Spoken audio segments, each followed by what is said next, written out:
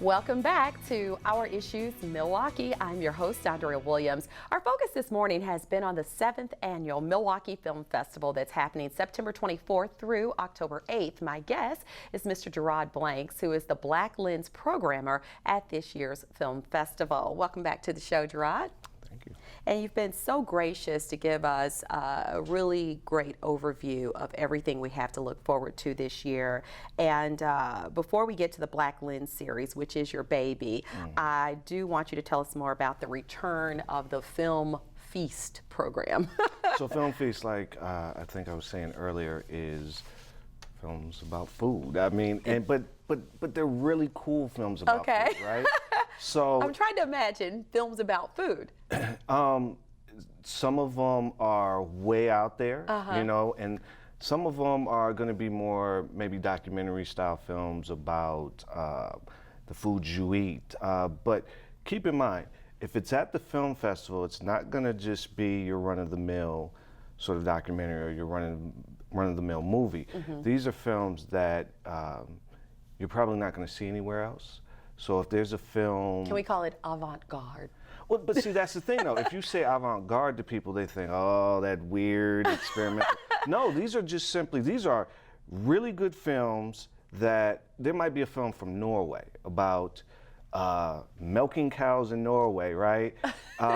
But it's going to be really cool. Like, that's what I love about the film festival, is we spend months and months trying to find the best films, you know what I mean? To present to the people, yeah. Because at the end of the day, we're really trying to entertain people. I mean, the film festival, yeah, sure, you might come and see a great documentary where you learn something, right?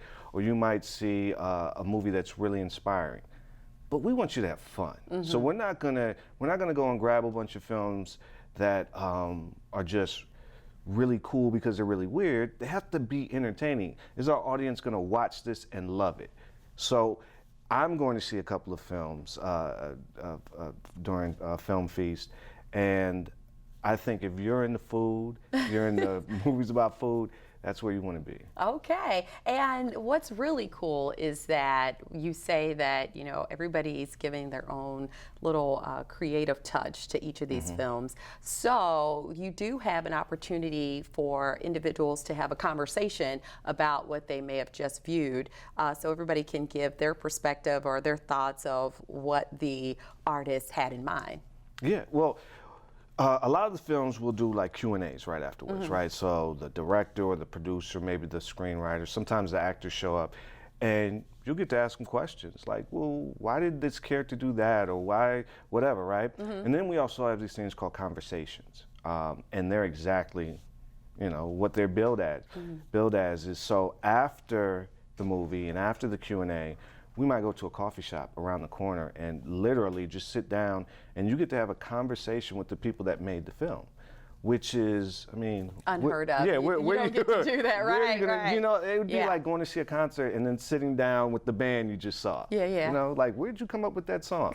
That's how cool it is. That is major. So I have mentioned more than a few times that you are the programmer of the Blacklands Series, and this year it's presented by Johnson Controls Foundation and sponsored by Jammin' 98.3. So for those who don't know, that's where I work doing morning radio, and then the Milwaukee chapter NAACP. And so I'm really excited to find out what you have in store this year, because last year you came out like gangbusters. I don't know how you top yourself in this scenario, because you brought Robert Townsend, and I think that it's safe to say that along the way, any medium that he's touched, whether it be stand-up or running a TV network or a TV show or movie, he has been so successful in putting his work out there, but also paving the way for others to come behind him. So you, like I said, brought him in and allowed people to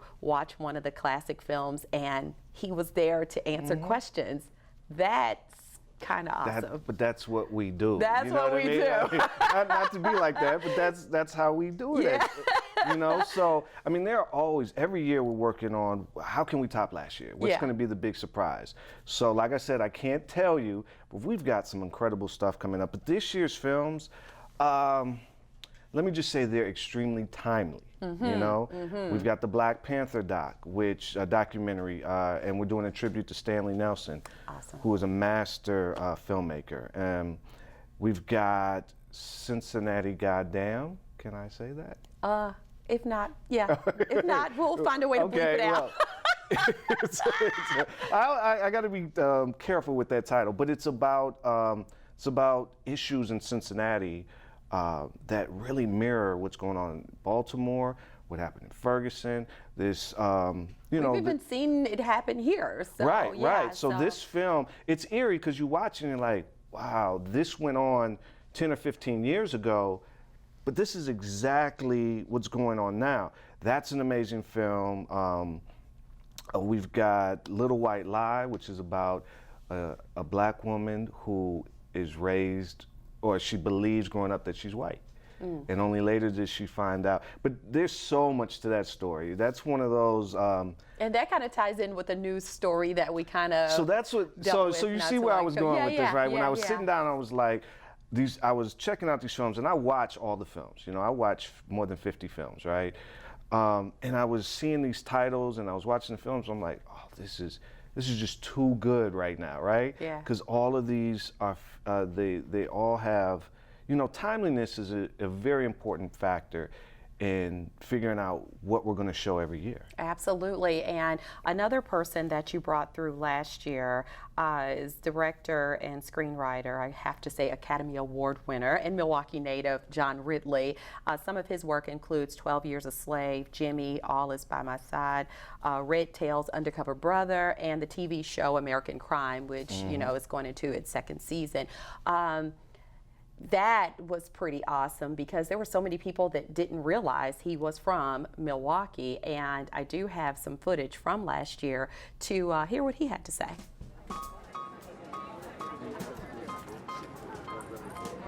Welcome to day 10 of the 2014 Milwaukee Film Festival. Tonight's screening is one of a kind. We are joined by Milwaukee native and 2014 Oscar winner John Ridley for a special presentation of Jimmy, All Is By My Side. It's such an honor for all of us at Associated Bank to host the film tonight. I want to give a special thank you to our county executive, Chris Abley, for making this happen and bringing home John Ridley and his creative genius, the writer, director, and Milwaukee native, so we can experience what we're going to experience tonight. Thank you very much. Very kind of you. I really want to thank everybody at the Milwaukee Film Festival for getting me here, bringing me here, showing not only this film, but all of the films that are being shown. There are so many concerns in daily life, and they're all important, but art is important too. Art is the stories that we tell, art is who we are, and it only happens through people who are patrons and supporters. And there are so few times anymore that we can do things in a communal space and enjoy them together and then go off and discuss. Whether we love it or hate it, it's about discussing and forcing a narrative. So to everyone here who has supported, volunteered, given their time, their money, all of themselves to present these kinds of films. It wasn't that long ago I was in the audience watching these things. It's very special. It's very special to be back here and present a film to all of you. So thank all of you. Ladies and gentlemen, from Milwaukee, John Ridley. He is one of the finest film artists, I think, of our time. I think he's only begun, and I hope to see a lot more of him at the Milwaukee Film Festival. Thank you all for coming out. I deeply appreciate it. Thank you. So you have to tell me, when you got the notice that he would be coming to the film festival, did you kind of like kick your heels together or what? You know, we had been talking about it for a while. Yeah. But you know how that is. It's like, okay, this probably isn't going to happen. And then I remember, I think I got a text. And it's always weird getting a text of really good news because you have to kind of read it twice, you know what I mean? So I'm like, oh, whoa, okay. Yeah. And, okay, little side story. I had to introduce a film. Ridley was going on like at the same time. So I was going to introduce the film, get everybody set up, and then I was going to get over. Left my light on in my car, so my battery was dead. So I never actually got to get down to the screening to see it, but I heard how great it was. But that's the beautiful thing about the film festival is there's always going to be something like that, some big event where everybody wants to get to it. And you know what? The Ridley thing was sold out like probably a week or so in advance. I'm sure of it. And I actually love that. I love when, you know what? Next time, you got to get your tickets early. You know what I mean? That's right. And that's why we are talking about this today. We're giving people plenty of time to kind of look into things, make plans, and get those passes early. So quickly, before we run out of time, I do want to focus a little bit on something else that you guys focus on, and that's the Community Partner Program. And the good thing is that that is absolutely free. How's it work? So community partners are, just like they sound, they're community agencies, organizations that we partner with to help spread the word about a film. And the idea is simply that who better to let the community know than the people that work in the community every day. And so we try to match agencies, organizations with films that we think, you know, work with, you know, that their constituency might be interested in. Sometimes there are really obvious matches, and sometimes we'll have community partners pick films that we're like, oh, okay, we didn't think you would be interested, but great. So the idea is work with the community to get the word out and to make sure that that they're a part of it. Yeah. You know? Yeah. And quickly, for those people who are interested in films about musical personalities, movements, history, and performances, there is Sound Vision. So I'm just trying to give them the little nuggets. I'm sure of it. And was Sound Vision, was that a part of, like, did you kind of include that with the Jimi Hendrix film with John Ridley, or was that something separate? Yeah, it was separate actually, because the whole Ridley thing was just too big. It had to be its own monster. But Sound Vision is so cool. It's actually how, when I was writing for the Milwaukee Journal-Sentinel, I would come down. Who is a huge sponsor, we should mention. The presenting sponsor. And I was a music writer for them, and so my way of reviewing the festival is I said, hey, let me just review the music films. And so Sound Vision was sort of my entry into the festival. I love it. And I thank you so much for coming by and sharing all of this with us.